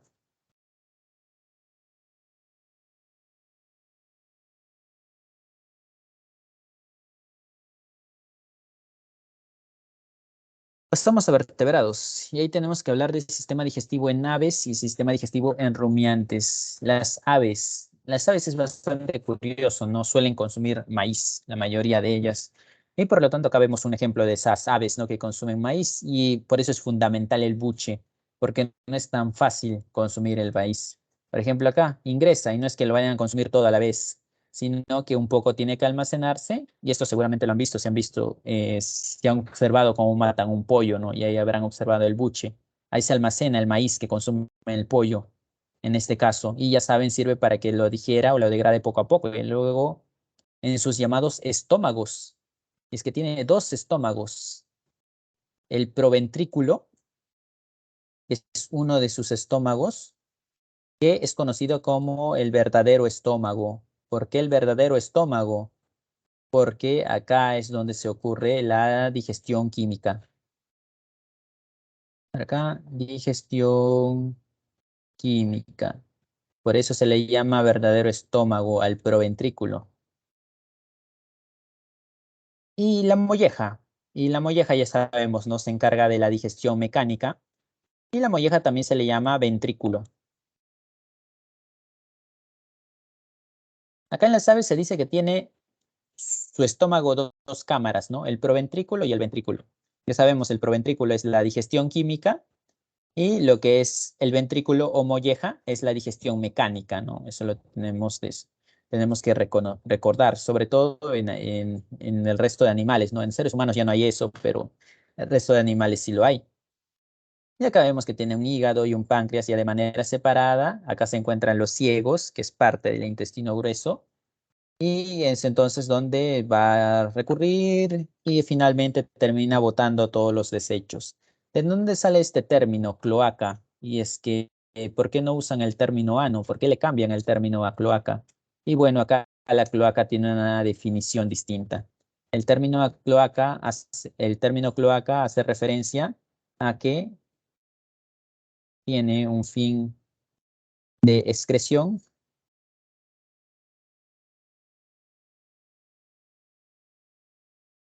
sea, botar los desechos, urinario. O sea, una cosa es los desechos y otra cosa es la orina. La orina también sale por ahí, las aves. Y también copulativo. Copulativo, ¿qué significa? Que a través de la cloaca las aves se reproducen. Y es por eso que lleva el término cloaca, ¿no? En los otros no. Por eso en los otros usa el término ano, que simplemente botan las excreciones a partir de ahí. En cambio acá no. No solo le sirve para excreción y orina, que en conjunto conforman el famoso guano, sino sirve también como un fin copulativo, reproductivo. Bien, eso hay que tenerlo en cuenta entonces, en caso nos lleguen a preguntar. Ahora pasamos al sistema digestivo de mamíferos. Y entre los mamíferos el más conocido de todos es el de los rumiantes. Y el más llamativo de todos, ¿por qué? Es porque se dice que los rumiantes tienen 4 estómagos, pero más que 4 estómagos, es un estómago dividido en 4 cámaras. Y es así que tenemos este de acá: rumen o panza, retículo bonete, o maso o libro, abomaso a fojar. Quizás lo complicado acá resulte que cada no solo tiene 4 cámaras, sino que cada cámara tiene un nombre distinto. O sea, tenemos que recordar 8 nombres en total. Acá quizás si tenemos que elegir a uno, vale la pena elegir a este de acá. ¿Por qué? ¿Por qué el abomaso cuajar? Porque este es el famoso verdadero estómago. Además, si han existido preguntas acerca de esto, sobre los que más han preguntado es sobre este de acá. ¿Cuál es el denominado verdadero estómago de los rumiantes? El abomaso o cuajar. Ahora diremos por qué. Verdadero estómago. Otro, quizá el rumen o panza, porque se encarga de la llamada fermentación. Fermentación. Y bueno, ¿en qué consisten los rumiantes o en qué consiste la famosa rumia? Tenemos lo siguiente. Los rumiantes son herbívoros, así que se van a alimentar obviamente de pasto, ¿no? Como esta vaca. La vaca va, come pasto Y al comerla, acá vemos, nos guiamos de la línea verde. Va a ingresar, obviamente, va a masticarla y va a ingresar a lo que es sus estómagos iniciales. ¿A cuáles? A lo que es el rumen o panza como tal. Y vemos acá que es un estómago grande, ¿no? O una cámara grande, el rumen o panza. ¿Qué va a ocurrir acá? ¿Cuál es la cuestión con las vacas? ¿Por qué? O bueno, con los rumiantes. ¿Por qué tienen que tener 4 cámaras su estómago? Porque comen, el tipo de hierba que comen no es fácil de degradar. Las células vegetales son muy resistentes porque tienen celulosa y por lo tanto, si nosotros consumimos esto, por ejemplo, con el estómago que tenemos, no vamos a degradar nada de la celulosa, vamos a botarlo. Nos va a dar dolor de estómago para empezar y vamos a botarlo. En cambio, con las vacas no pasa eso. ¿Por qué? Porque acá en el rumen tiene bacterias, bacterias que son capaces de degradar la celulosa y por lo tanto ellas sí son capaces de hacer eso, ¿no? Degradan la celulosa y eso es lo que llamamos fermentación. Fermentación, recuerden, es un acto que si bien pueden hacer cualquier célula, es casi propio de las bacterias, ¿no? Y esto es lo que pasa acá, que las bacterias degradan la celulosa y es por eso que se dice que las vacas contaminan mucho el medio ambiente porque botan dióxido de carbono. Y bueno, ese exceso de dióxido de carbono, ¿de dónde sale? De las bacterias que tienen que consumir su celulosa. Las vacas botan bastante dióxido de carbono por este acto de acá, de la fermentación que pasa en el rumen o panza. Y bueno, la comida sigue circulando, pero acá solamente han degradado la celulosa, no han degradado nada más. Y pasa acá. ¿Esto de qué es? Esto es el llamado retículo bonete. ¿Qué va a pasar acá? ¿Qué va a hacer esto? Esto lo devuelve. ¿Devuelve a dónde? Lo devuelve a la boca. ¿Y por qué lo va a devolver a la boca? Porque la comida necesita volver a ser masticada. Y acá en un inicio fue masticada, pero había celulosa, así que no fue tan bien masticada. En cambio acá, cuando regresa, ya no hay celulosa y eso facilita ese proceso de triturar el pasto, ¿no? Es así que regresa. Retículo bonete, entonces regresa la comida a la boca de la vaca. A ese acto de comer y luego volver a botar la comida a la boca, no es que lo bote, sino que regresar a la boca, eso se le llama rumia. Y bueno, una vez lo mastique acá, es que retorna, pero esta vez ¿a dónde retorna? Esta vez retorna a la tercera, ¿no? O mazo o libro. Ya no va a retornar a lo que es el rumen, sino a lo o mazo libre. Ahí es donde retorna. Y luego de retornar ahí es donde se va a donde al último, que es el abomazo. Y acá es donde ocurre la digestión química, ¿no? Acá es donde se degrada totalmente todo, completamente todo, casi todo, ¿no? Para finalmente pasar a los intestinos. Y acá cabe recalcar, la función de los intestinos es absorber los nutrientes. Es por eso que tiene que pasar por un largo viaje la comida de los rumiantes, ¿no? Que cabe recalcar a estos de acá, ¿no? A estos estómagos de acá de los rumiantes. ¿Bien? Hasta acá, chicos, ¿tienen alguna consulta? O si no, pasamos a la siguiente diapositiva. Todo claro, profesor. Vale, gracias. Pasamos a la siguiente entonces. Hablamos entonces del sistema digestivo en los seres humanos. Y este es un resumen, ¿no? Boca se va a digerir, va a empezar la digestión. La digestión no comienza en el estómago, comienza en la boca, con ayuda de la lengua, con ayuda de los dientes, con ayuda de la saliva, producida por las glándulas salivales. Pasa al esófago, es un conducto que lo va a llevar ¿hasta dónde? Al estómago. Acá continúa la digestión. Y luego del estómago, con ciertas enzimas, va a pasar al intestino delgado. En el intestino delgado continúa la digestión. Y ahí es donde va a pasar, ¿qué cosa? La bilis, que es producto del hígado. Pasa a las enzimas del jugo pancreático, producto del páncreas, y las enzimas propias del intestino delgado. Claro, en el intestino delgado finaliza la digestión. ¿En qué parte específicamente? En el duodeno. Ahí finaliza la digestión. Ya luego en el yeyuno e ilio, que son las otras partes, es donde la comida se va absorbiendo y finalmente se bota. Se bota todo a través de lo que es el ano, ¿no? Que es la excreción básicamente. Apéndice. Acá acaba de recalcar que el apéndice es una parte del intestino grueso. ¿Y es útil? Sí es útil, pero es prescindible. Incluso se puede inflamar y el médico no se hace problema y lo extirpa. En el apéndice se almacenan las bacterias, bacterias propias de nosotros. Y las bacterias son bastante importantes para potenciar el sistema inmune. El apéndice se podría resumir, función, potencia el sistema inmune. Además de que hay bacterias que ayudan a la absorción de vitamina B12, por ejemplo, ¿no? Vamos a poner acá bacterias. Son útiles para potenciar el sistema inmune y también para generar la famosa vitamina B12, la que si no se absorbe va a generar algo llamado anemia perniciosa, por ejemplo, ¿no? Bueno, este es el resumen todavía. Ingestión. Bueno, son términos que tenemos que saber diferenciar muy bien. Ingestión, ingerir. Ingerir la comida a través de la boca. Y acá es donde pasa el famoso bolo alimenticio, ¿no? Se va a formar el bolo alimenticio, va a pasar de la boca a lo que es el esófago. Ese paso de la boca al esófago se llama deglución. ¿Y qué es deglución? Deglución es básicamente pasar la comida de la boca al esófago, ¿no? Y del esófago va a pasar ¿hacia dónde? Hacia el estómago. Y en el estómago sigue la digestión, ¿no? Sigue la digestión, así como en el intestino delgado. Y acá finaliza. ¿En qué parte? En el duodeno, ¿no? Con ayuda de la bilis, con ayuda del jugo pancreático, jugo intestinal. Finalmente, yeyuno ilion, ¿de qué se encarga? Absorción.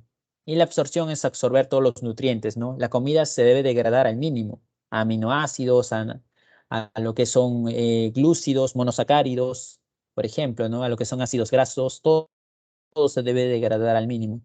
Finalmente, lo que no sirve se bota a través del intestino grueso, ¿no? La famosa egestión o excreción también, ¿no? Pasamos entonces a la siguiente diapositiva.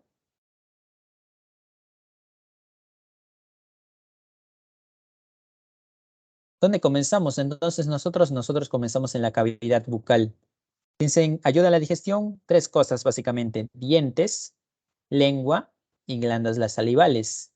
En cuanto a los dientes, ¿qué podemos decir de ellos? No sé qué tanta información acá.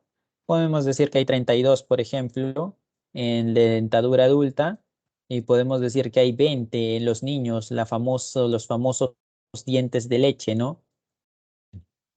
Tipos: incisivo, vamos a ver acá, niños. Esto contando al famoso diente de juicio, ¿no? Y el diente de juicio es el tercer molar. El diente de juicio es el tercer molar. Tenemos incisivos, caninos, premolares y molares. Incisivos son esos dientes que que están al frente, ¿no? Los 4 que están al frente, en total tendríamos 8. Respecto a caninos, tenemos 4 como tal. Y respecto a premolares y molares, terminamos completando, ¿no? Lo que son los 32 como tal. En lo que es premolares, por ejemplo, son los que están al lado de los caninos, y los molares son los que ya están al fondo, ¿no? En total 3, 3, 6, 12. Y acá tenemos otros 8 premolares.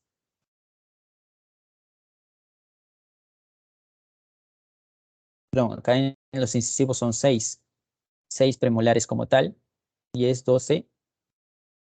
Y en lo que hablo de los premolares tendríamos también otros 6 como tal. Y en este caso nosotros teníamos en total nuestros 32 dientes, ¿no? Nuestras 32 dentaduras de adulta, que no hay mucho en lo que es la diapositiva, pero acá nosotros podríamos terminar culminando o terminar completando lo que hablamos acerca de los dientes, ¿no? Y bueno, ¿los dientes para qué nos sirven? Los dientes nos terminan sirviendo para lo que es la degradación de los alimentos. Incisivos tenemos entonces lo que es 8, caninos lo que es 4, premolares lo que es 8 y molares lo que es 12. Me había olvidado acá en esta parte de incisivos. Sirven para triturar los alimentos. Función es triturar, pero específicamente tienen una función cada uno. Por algo hay formas distintas cada uno.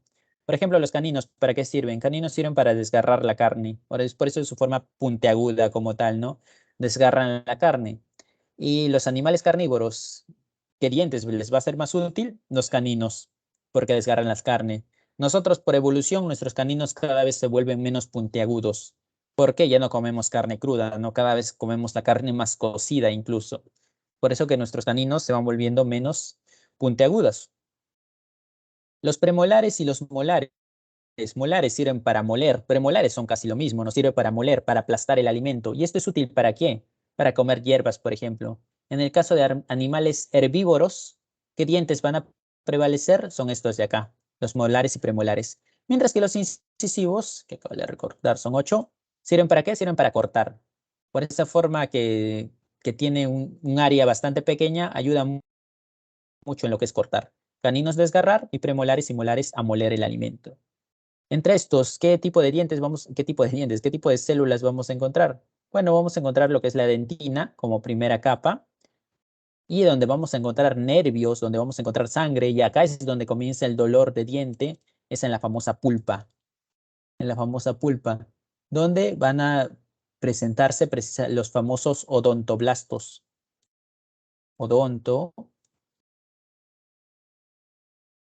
que no es difícil de recordar ese nombre porque odonto significa diente, ¿no? Odontoblastos, que van a generar lo que es la dentina, ¿no? Lo que es este tejido llamado dentina. Bien, los dientes ayudan entonces en eso, en la trituración de los alimentos y en la formación inicial de lo que es el bolo alimenticio como tal.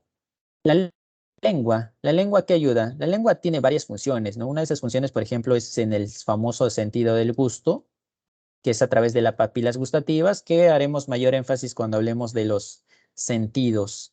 Luego, la lengua ayuda en lo que es la deglución también, es decir, que pase el bolo alimenticio desde nuestra boca a lo que es el esófago, para eso ayuda la lengua. Y obviamente la lengua también ayuda para articular palabras, para articulación de palabras, articular palabras. Tercero, están las glándulas salivales. Y en las glándulas salivales nosotros encontramos tres tipos de glándulas salivales. Tenemos la glándula sublingual, la glándula submandibular y la glándula parótida. La glándula parótida en la parte superior, ¿no? Mientras que la glándula sublingual y la glándula submandibular vamos a encontrarlo en la parte inferior como tal. ¿Estas de qué se encargan las glándulas salivales? Las glándulas salivales se encargan a través de conductos de secretar saliva. Y esa saliva se secreta cuando estamos masticando, se secreta cuando leemos algo incluso, o cuando estamos saboreando algo. Ahí se va a secretar saliva. Claro, siempre se secreta saliva, sin importar lo que estemos haciendo. Pero mientras mediante el olor o mediante el gusto es donde se va a secretar más saliva. Y la saliva es lo que ayuda a la degradación, ¿no? ¿Por qué?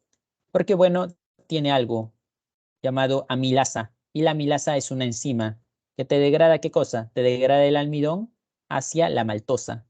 Se llama amilasa o se llama también en algunos textos quizá lo verán, tialina, con P. P-T-I-A-L-I-N-A,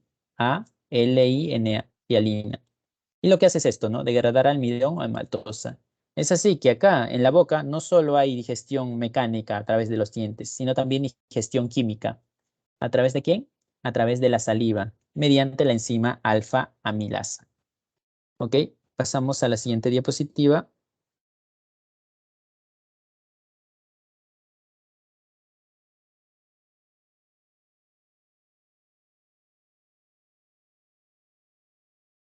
Faringe y esófago. Y bueno, acá tenemos que seguirlos. Se forma el bolo alimenticio en la cavidad bucal. Ahora tiene que pasar a lo que es la faringe y luego a lo que es el esófago. Acá cabe recalcar, ¿no?, que luego de la faringe, pues si nosotros no estamos comiendo, el aire que respiramos pasa a la laringe. Entonces, cuando comemos, esto se ve cerrar, esto se cierra. Se cierra el conducto y es así que todo lo de la faringe va a pasar al esófago. ¿Cómo se llama esta puerta que se va a cerrar? Se llama epiglotis. La epiglotis impide que nuestra comida pase a la laringe y eso iría a los pulmones y obviamente nos terminaríamos atorando, ¿no? Es por eso que esto se debe cerrar y es por eso que puede resultar peligroso que hablemos mientras estemos comiendo, porque eso puede hacer que nuestra epiglotis no se cierre del todo y la comida pase a la laringe y eso genera los famosos, cuando una persona se ahoga mientras está comiendo, ¿no? Porque termina hablando mientras está comiendo. Bien, esa es la epiglotis. Y acá tenemos ya el nombre como tal. Bueno, pasa la laringe y pasa al esófago. Y acá no significa que el bolo alimenticio simplemente caiga a través del esófago por mera gravedad. Acá va a haber movimientos. Y es que el esófago está revestido no solo por tejido epitelial, sino por tejido muscular. El tejido muscular liso, el cual recubre todas las vísceras, ¿no? Y el tejido muscular liso, recuerden, el tejido muscular siempre va a estar asociado a movimiento. Es así que el esófago o el músculo del esófago se va a mover de tal manera que va a acompañar al bolo alimenticio. ¿Para qué? Para que caiga tranquilamente sin que genere ningún daño, ¿no? Esos son los famosos movimientos del esófago, que se llaman también movimientos peristálticos. Peristálticos. Y no significa que solo ocurran en el esófago. También ocurren en el estómago, también ocurre en intestino delgado, intestino grueso, porque toda esa parte, que es el famoso tubo digestivo, está recubierto por tejido muscular. ¿Qué tipo de tejido muscular? Tejido muscular liso. Saben, las vísceras van a estar recubiertos por tejido muscular liso y eso permite su movimiento. Ahora, llega el bolo alimenticio a lo que es el estómago y en el estómago el bolo alimenticio se va a transformar mediante la ayuda de enzimas, ¿no? ¿El bolo alimenticio en qué se transforma acá? El bolo alimenticio se transforma en el famoso quimo. Quimo. ¿Que se caracteriza por qué? Se caracteriza por ser ácido. Ácido. Y bueno, la acidez, ¿de dónde va a derivar? La acidez va a derivar del ácido clorhídrico. Y es que en nuestro estómago se va a generar ácido clorhídrico. ¿Quién genera ácido clorhídrico? Lo genera un grupo de células llamadas células parietales.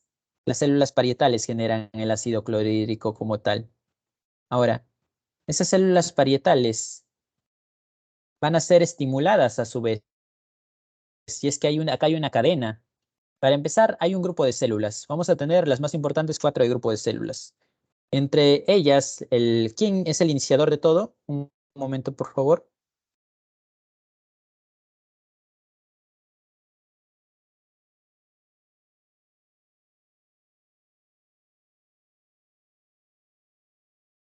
Ok.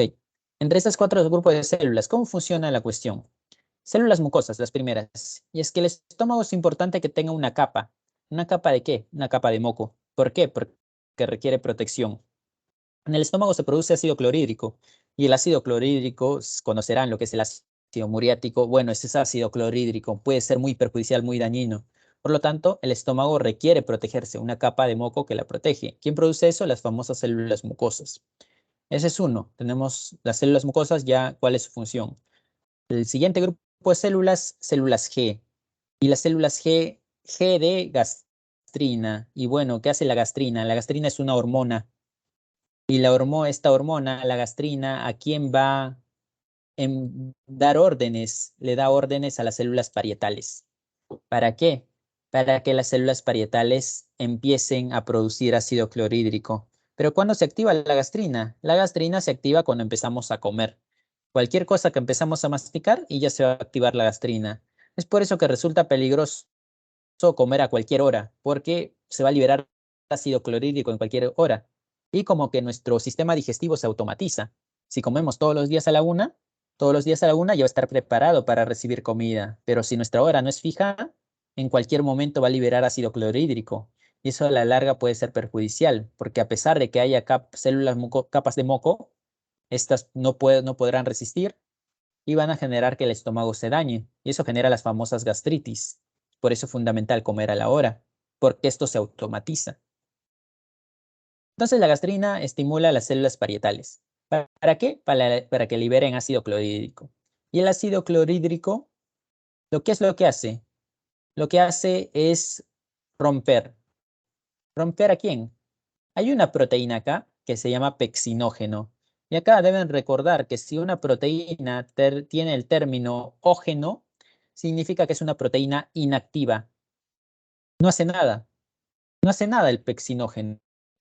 Pero cuando el ácido clorhídrico la termina chocando o se produce el ácido clorhídrico y entra en contacto con el pexinógeno, este se va a activar. ¿Y cómo se llama el nombre de esta proteína activa? Se llama pepsina. Pepsina. Ese es el nombre de la proteína activa. Acá es donde la pepsina se activa. El pepsinógeno, por si acaso, es producido por las llamadas células principales. Así que no hay que confundir. Principales, ¿por qué? Bueno, pueden asociarlo, produce la principal enzima del estómago, ¿no? La cual es la pepsina, para que traten de acordarse. Y parietales, por otra parte, produce el ácido clorhídrico. La pepsina, ¿qué es lo que hace? La pepsina se encarga de degradar proteínas. Proteínas. Y esas proteínas, ¿a qué lo degrada? Acá es importante, porque acá las proteínas los degrada a péptidos. Y los péptidos son como proteínas pequeñas, es decir, es una degradación parcial, no las degrada del todo. Las degrada solo hasta péptidos. Bien, esa es la función de la pepsina. Ya en el intestino delgado es donde estos péptidos van a ser degradados a aminoácidos. Por último, tenemos el factor intrínseco. ¿El factor intrínseco de qué se encarga? El factor intrínseco es importante para la absorción, bueno, acá no entra la palabra, absorción de vitamina B12. Para eso es importante el factor intrínseco. Si no hay factor intrínseco de Castle, ¿no? Castillo en inglés, Castle, factor intrínseco de Castle, sirve para la absorción de vitamina B12. Lo mismo, si no hay factor intrínseco, entonces no hay vitamina B12 y entonces hay anemia perniciosa. Bien. Esas son las capas del estómago, son 4, mucosa, mucosa, submucosa, muscular y serosa. Estas células, ¿dónde lo vamos a encontrar? Lo vamos a encontrar en la capa mucosa, que no tiene que ver necesariamente con células mucosas, ¿no? Así es la denominación de la capa. Y estas 4 capas también la encontraremos en el esófago, en el intestino delgado y en el intestino grueso. Bien, pasamos a la siguiente diapositiva.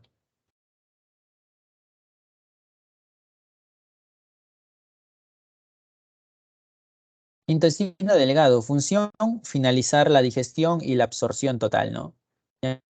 Acá, ¿qué vamos a encontrar? Partes del intestino delgado. Bueno, no, tienen que recordar, es fundamental, ¿no? La parte inicial es el duodeno, y ahí es donde finaliza la digestión. Luego el yeyuno e ilion ya son las partes más largas también del intestino delgado. ¿Y por qué? Porque requieren realizar la absorción de los nutrientes. Y acá vemos entonces, ¿no? Los pliegues de del intestino. Vemos sus 4 capas, mucosa, submucosa, muscular y serosa. Y deben saber que, no sé si estará más adelante. No creo que ya nos sale más adelante. En el intestino delgado se tiene que liberar algo llamado jugo intestinal, ¿no? Y en el jugo intestinal vamos a encontrar hormonas, vamos a encontrar enzimas que se encargan de la degradación de los alimentos. Por ejemplo, en el jugo intestinal vamos a encontrar enzimas que degradan glúcidos, enzimas que degradan lípidos también. Hay algo llamado la enzima más importante, quizá entre todas, lipasa intestinal. ¿Y qué hará la lipasa intestinal? Lipasa. Las enzimas, recuerden, terminan en asa. Al ver algo que termina en asa, es inmediatamente una enzima. La lipasa, por ejemplo, te degrada lo que son los lípidos. Pero hablando de los lípidos, vamos a hablar algo más acerca de ello. Que acá, sí, acá lo mencionan. Y bueno, el duodeno no se encarga de degradar a los alimentos solos, sino que acá ya va a participar lo que es el páncreas y lo que va a ser lo que va a ser el hígado también. Por ejemplo, acá vemos al duodeno. El duodeno está conectado ya con el páncreas y también está conectado con lo que es el hígado y a su vez con la vesícula biliar. Y acá van a haber 2 participantes más, aparte del jugo intestinal, la bilis y el jugo pancreático. La bilis, es fundamental mencionar que la bilis se almacena en la vesícula biliar, pero es muy distinto el lugar donde se produce. La bilis se produce en el hígado. Y eso cambia el tono de la pregunta, ¿no? Si te dicen, ¿dónde se produce la bilis? Te ponen como alternativa A la vesícula biliar. Ya sabes, la bilis no se produce en la vesícula biliar, se almacena, que es otra cosa. Acá se almacena la bilis, pero la bilis se produce en el hígado. El jugo pancreático obviamente se va a producir en el páncreas y es el que se encarga de tener, por ejemplo, a las famosas tripsina, que se encarga de degradar a los péptidos, ¿no? Las proteínas todo como péptidos, pero la tripsina se encarga, o quimiotripsina se encargan de péptidos, que son aminoácidos. Y lo mismo, los glúcidos, el almidón ha sido degradado a maltosa, pero la maltosa es un disacárido, todavía puede ser más degradada, y de eso se encarga el jugo intestinal, por ejemplo. La bilis y el jugo pancreático pierden al duodeno, apoya el bate. La apoya de bate, apoya este conducto, ¿no? Que tiene en conjunto. El conducto que tiene en conjunto, en el cual va a llegar ambos a lo que es el duodeno como tal. Y se van a mezclar con el quimo. Y cuando se mezclan con el quimo, es donde y se transforma en el kilo. La característica del kilo es alcalino. alcalino es lo contrario a ácido, básicamente, ¿no? El quimo era ácido por el ácido clorhídrico. Acá el kilo va a ser alcalino. ¿Por qué va a ser alcalino? Por el jugo pancreático. El jugo pancreático va a ser lo que lo va a volver.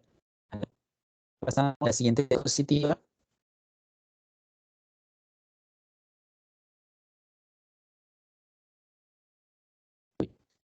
Y la vesícula biliar. Bueno, acá vemos ya el panorama mayor, ¿no? Acá vemos estaba la vesícula biliar, ¿no?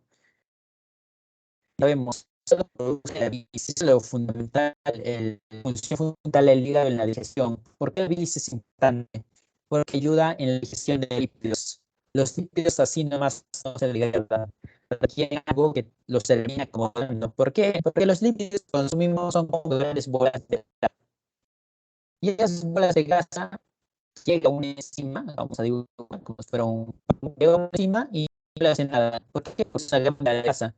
La enzima, las proteínas son hidrofílicas, por lo tanto van a chocar y no les va a hacer nada, no va a poder degradar lípidos. Esta enzima, por ejemplo, podría ser la lipasa, ¿no? La lipasa que tiene que degradar lípidos no puede hacer nada. Esa sí que requiere una ayuda. ¿Quién genera esa ayuda? La bilis. La bilis que está conformada por sales biliares, ¿no? Que son casi sinónimos, ¿no? La bilis, ¿qué es lo que hace? Esta gran bola de grasa lo parte en bolitas pequeñas, llamadas micelas. ¿Y esas micelas cómo se llaman? ¿Este proceso cómo se llama? Este proceso se llama emulsificación. ¿Y en qué consiste esto? Acá no significa que la bilis haya degradado los lípidos, sino que los ha ordenado. Esta gran bola de grasa lo ha convertido en bolas de grasas pequeñas. Y es ahí cuando ataca lo que es la lipasa, que acá sí va a poder, al margen de que sea hidrofílica. Acá sí puede atacar, porque está pequeño, es más fácil atacarlo, es más fácil degradarlo, en cambio acá no podía. De esa manera que la bilis es fundamental. Si no hubiese bilis, no se pudieran degradar los lípidos. Gracias al bilis es que puede hacerlo. ¿Dónde se degradan los lípidos? En el duodeno. Bien, no en el estómago, no en la boca, se degradan los lípidos en el duodeno. Ese es el trabajo fundamental de la bilis. Por otro lado, tenemos el páncreas. Y el páncreas tiene varias funciones, ¿no? Le hemos dicho la glándula mixta, tiene función endocrina y exocrina. Acá lo que nos concierne es su función exocrina, en la cual participa algo llamado células acinares. ¿Por qué? Porque estas se encargan de secretar en conjunto el famoso jugo pancreático. El jugo pancreático. Y el jugo pancreático está formado por dos cosas. Primero, por las enzimas digestivas. Enzimas digestivas que se encargan de qué cosa? Degradar péptidos, vamos a poner. Y ahí está la famosa tripsina, quimiotripsina. Degradar péptidos. Entre uno de sus tantos trabajos, ¿no? Hay varias enzimas que van a degradar esas cosas pequeñas que faltan. Y por el otro lado tenemos una solución de esto. ¿Y este de acá qué es? NaCO3. Este es bicarbonato. Y el bicarbonato, precisamente su función es dar el carácter alcalino al jugo pancreático. Y al chocar con el jugo pancreático, con el bilis y todo, es que el quimo se va a volver quilo, porque ya no va a ser ácido, va a ser alcalino. Y sirve que sea alcalino, porque lo ácido puede llegar a ser perjudicial. El estómago tiene con qué protegerse, pero el intestino no tanto, no tiene células mucosas. Es por eso que el alcalino ayuda a que ese quimo sea menos perjudicial, ¿no? Como que lo neutraliza. Esto en conjunto, ¿qué conforma? Esto en conjunto conforma el jugo pancreático, ¿no? Así que el jugo pancreático tiene dos partes. Tiene bicarbonato, que lo vuelve alcalino, y tiene también las células, ¿no? Las células, las enzimas digestivas, que van a degradar péptidos, que van a degradar glúcidos, por ejemplo, ¿no? Todas ellas van a ser depositadas a lo que es el duodeno. ¿Bien? Ya respecto a la parte endocrina de lo que es el páncreas, ya lo hablaremos cuando toquemos lo que es el sistema endocrino. ¿Hasta acá alguna pregunta? O si no, pasamos ya a la siguiente diapositiva. Todo entendido, profesor. No, Muy bien, profesor. gracias. Ok. Pasamos a la siguiente diapositiva entonces. Hablando de los intestinos, regresando a lo que es el tema de los intestinos, ¿qué ocurre en cada parte? Vemos lo siguiente, duodeno, ¿no? Ya, el duodeno, si bien hemos dicho que hay la digestión, no significa que no exista absorción. Ya ha iniciado la absorción en el duodeno, pero de cosas pequeñas, ¿no? Como el hierro, como el calcio, como el manganeso. En el yeyuno prosigue pero acá en el duodeno es donde finaliza ya completamente la digestión. Es así que en el yeyuno y ilion es donde nos encargamos de ya prácticamente absorber todo, ¿no? Por ejemplo, en el yeyuno absorbemos a las vitaminas hidrosolubles. ¿Cuáles son las vitaminas hidrosolubles? Son las famosas Bs, ¿no? La B1, B3, B12, todas ellas son las vitaminas hidrosolubles. El ácido fólico, otra vitamina también hidrosoluble, y los péptidos digeridos, o sea, los aminoácidos, ya que un péptido no se va a digerir. Lo que se absorbe es lo mínimo, y lo mínimo de una proteína es un aminoácido. Igual, en glúcidos, no se va a absorber un disacárido, se absorbe un monosacárido. En lo que son los lípidos, lo que se absorbe es un ácido graso. Tiene que degradarse al mínimo. En cuanto a los nucleótidos, y esto sí es algo particular, el nucleótido no es el mínimo al que puede llegar, sino que el nucleótido se puede degradar a su vez ¿en qué?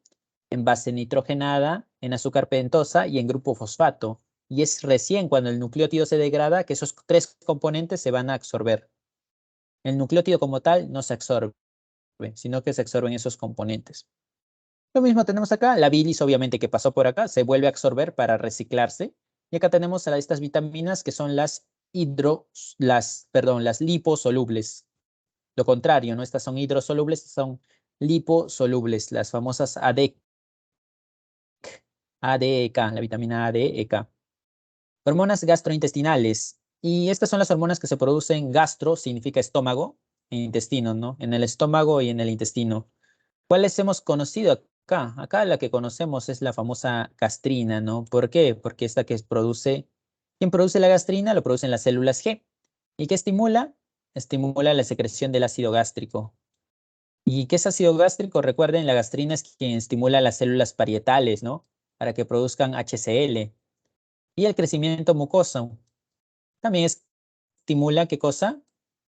A las células mucosas para que produzcan moco. Y de esa manera estimula la aparición de HCl, pero también a las células mucosas para que el estómago se proteja con ayuda de moco, ¿no? Esta sí no la hemos conocido. La colecistocinina que la produce, ¿quién cosa? Esta sí la produce, se produce en el intestino como tal. Y la colecistocinina, ¿qué es lo que hace? Es lo que hace es estimular la aparición de esto de acá, que podríamos resumirlo en jugo pancreático y bilis. Estimula que el páncreas bote jugo pancreático y bilis. Podríamos resumirlo así. Jugo pancreático y bilis. Eso es lo que estimula la colecistocinina. Que el páncreas bote jugo pancreático y que la vesícula biliar bote bilis. Secretina. Y bueno, la secretina a la hora de secretarse, ¿qué es lo que estimula? Secretina estimula la secreción de esto de acá. Pepsina, bicarbonato pancreático, lo que es crecimiento del páncreas exocrino y bueno, ¿y eso qué significa? La secretina. La secretina también participa en la estimulación del jugo pancreático. Jugo pancreático, pero también la estimulación del jugo intestinal.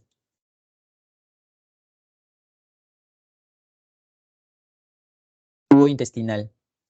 Péptido inhibidor gástrico, la última hormona, casi antes de pasar a nuestro receso. Y el péptido inhibidor gástrico es una hormona también del intestino. ¿Y de qué se encarga? Se encarga de inhibir los procesos gástricos como tal, ¿no? Es decir, es como le hace un pare a lo que es el sistema digestivo. Por eso dice inhibe secreción del sistema del ácido gástrico. ¿Y eso cuándo ocurre eso? Cuando se inhiben los movimientos gástricos. Y bueno, los movimientos gástricos se terminan inhibiendo cuando ya no tenemos comida que seguir degradando, ¿no? Liberación de insulina, por ejemplo. ¿Liberación de insulina para qué? Y liberación de insulina es para que el azúcar sea consumida, por ejemplo, ¿no? Para que saque el azúcar de la sangre. Y de esa manera la consumamos. Se sabe poco en realidad de esto de acá, por eso suena algo confuso, pero básicamente tiene ese nombre porque detiene la digestión. Podríamos resumirlo así. Detiene la digestión.